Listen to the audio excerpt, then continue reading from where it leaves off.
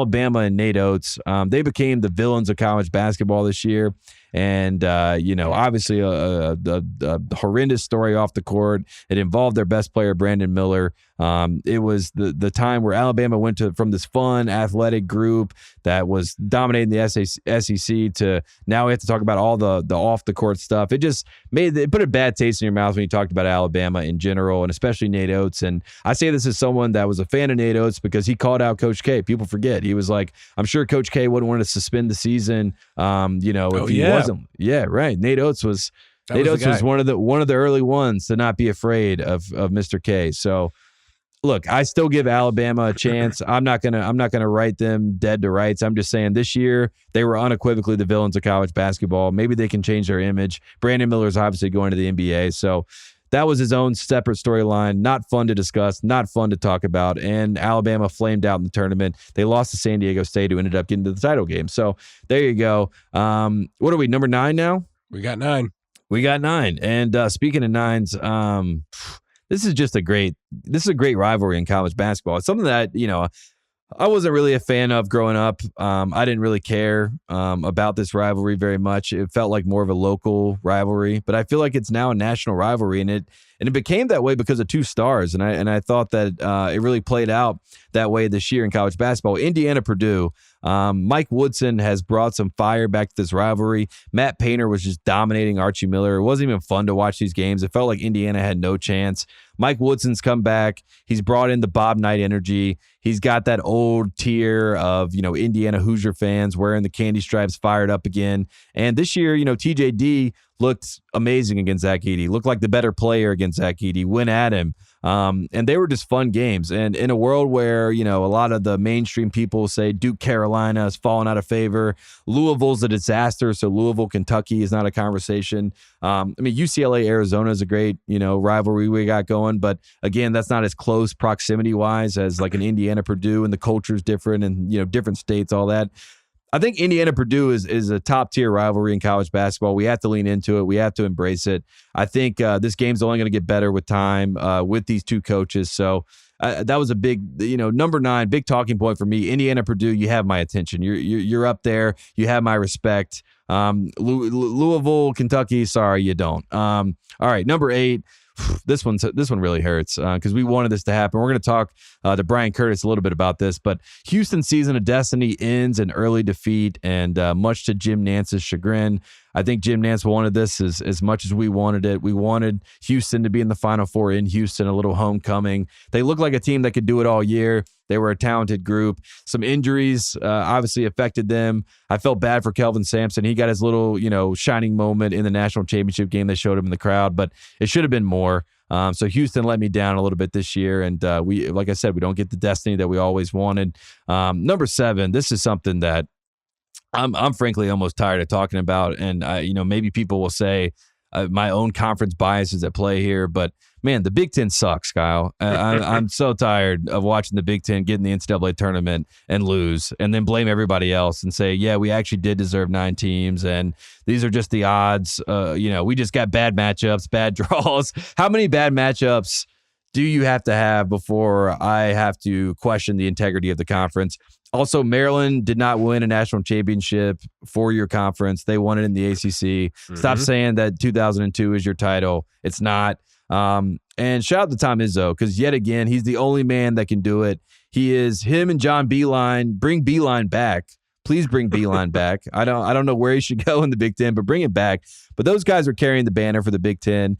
I think Michigan State, I like Chris Holtmann at Ohio State. I think if they can reload, maybe they're a team that can do it. But somebody other than Mr. March himself has to help this conference in March. And Matt Painter, we're all looking at you. Maybe if you're a Big Ten fan, you blame Painter. Also, if you're a Big Ten fan, maybe you don't care about the conference. Maybe you're like, I don't care what the conference does. I just care about my team. So you don't care about this designation by me, but a bust. That's all I can say. A bust again in the tournament. Hated to see it. The Big East, though, not a bust. They look like a powerhouse again, and the Big East is back. Not the old Big East. It's a little bit different now. Because one of the coaches, Ed Cooley, left Providence and is going to Georgetown. That would have never happened in the old Big East. They would have rather killed somebody than let that happen in the old Big East. But the new Big East is fun. I'm excited about what's ahead. We're going to talk about another guy in the Big East that I think is my number one storyline, but we'll get there. The Big East is a powerhouse again. It's fun. I'm happy to see Georgetown have some relevancy. I'm going to miss Patrick Ewing, but he had his run. He won the 2021 Big East tournament. We all remember it was great. Speaking of winning tournaments, the UConn Huskies, they win their 5th title since 1999. I have to keep saying that because it still hasn't quite washed over me yet. I can't believe it's real. And now the blue blood conversation is just going to be obnoxious, more so than ever. It used to be pretty succinct, in my opinion, but now, you got a lot of people chirping. A lot of people were upset. Me and Kyle Mann talked about this, but I'm happy for Dan Hurley. I'm not a Hurley guy, obviously. I'm a North Carolina guy, so Bobby Hurley was never my cup of tea. But I like Bobby Hurley, the coach. I'll be honest. I'll break the fourth wall. I like Bobby Hurley as a coach. And you know what I like about Dan Hurley? Dan Hurley I thought he was a little arrogant at times, but I think he was just trying to speak his truth. He said when he lost to Villanova a couple years ago, he said, get us while you can, just get us while you can. And I thought that was obnoxious. I was like, okay, Dan Hurley, whatever you say, Jay Wright's going to keep getting you. But lucky for him, Jay Wright retired. And all of a sudden, Dan Hurley and the UConn Huskies, they get to the biggest stage. You can't say anything about it because they absolutely dominated everybody. And it was an ultimate message to the haters. Dan Hurley, the UConn Huskies win their national championship, and now they're a team we're going to talk about. I mean, they might be preseason number 1. So I think that was a big takeaway. Speaking of blue bloods, my guy, the man himself, the Mick Cronin. He's the man. I mean, there's no one that has won me over as far as like a new age basketball coach more than Mick Cronin. I used to not like Mick Cronin at Cincinnati for whatever reason. But when he's gotten to UCLA, he just has this assurance about himself. I like the way that he, dresses in the suits. I like the way that his players play. I loved the combination on the wing of Jaime Jaquez and Jalen Clark. I'm going to miss both those guys. I thought they represented UCLA to the max. Tiger Campbell, your guy, Kyle's guy. Definitely. Very lovable man. A great, pure point guard. They were just a great team.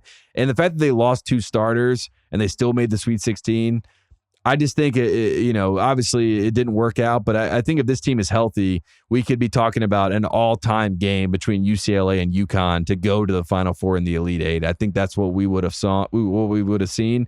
So Mick Cronin, ultimate respect, excited for what UCLA looks like in the future. They're going to be great. Number 3, this is more of a reminder than anything. Matt Painter still hasn't made a Final Four. We do legacy talk here. We got to talk about coaches and, the pantheons and the tiers. Matt Painter is a really, really good basketball coach. I saw Parlay Kid was getting killed by Harry for calling him a very good basketball coach, but he is a very, very good basketball coach. But he's got to win in March. And losing to FDU and losing the way that they lost was just deflating. I mean, I'm not a Purdue fan, and I'm watching that game, and I just felt deflated.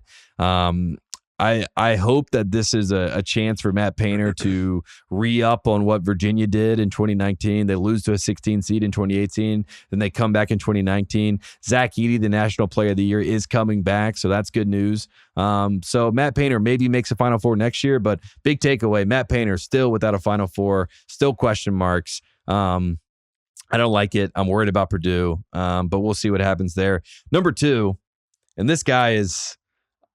he was on his way, and this team was on their way. They had the most. I said I'm not going to mention quad 1 wins, but here I am. Kansas had the most quad 1 wins in college basketball, bar none. Wasn't even close. And then Bill Self had what was reported as a heart attack. I guess he got stents in his heart. But regardless, Bill Self misses the NCAA tournament. Kansas gets upset by Arkansas. I have to think, and then he did a press conference yesterday. There was a lot of rumblings that Bill Self was going to retire. Instead, Bill Self went in there Wolf of Wall Street style and said, I'm back, and we're going to be bigger and better than ever, which I don't even know how that's possible given the success of Bill Self and this Kansas program, but he says it's going to happen. I believe it's going to happen. Bill Self is back. Bill Self is ready. He's looking for his whistle. He's got his trophies in the back of the car. He's going to load the wagon. And the number 2 big takeaway of this season is that Kansas is not going anywhere. Bill Self's not going anywhere. Watch out for the Jayhawks. At number 1, and I think this is a given, I have my St. John's basketball as life shirt on. We were looking for a king of New York. Everybody's looking for a king of New York. Everyone's looking for Frank Lucas. Everyone's looking for American Gangster. And he's going to be wearing a white suit, and he's going to be stalking the sidelines at MSG. He said he wants to play every home game at MSG. He said there's not enough capacity in Queens to have the type of crowds that he expects for this St. John's program, which is why we love Slick Rick Pitino. He's never been slicker. He's never been Ricker, and he's going to be in Madison Square Garden. And we were trying to find who the face of MSG is. You know, we were talking about this last year when I was at the Big East tournament, like who is the face of MSG? We gave it to Calhoun because he was kind of standing in the background.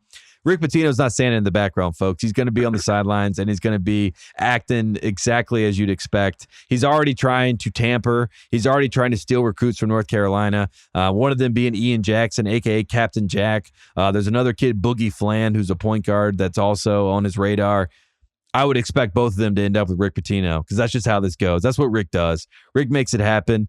Even when you don't expect it or least expect it, he does what he does. So, that's my number one takeaway. And Rick I'll be Pitino there, whether here. I get convinced the Ringer to pay for it or I got to break open the piggy bank. I'll be there this year. We got to go to a game. I don't know. Hopefully we got some Johnny's fans out there. They'll reach out to us and tell us what game we should go to. Yeah, what's the best game to go to? Because, yeah, we got to be in MSG. We got to see Slick Rick.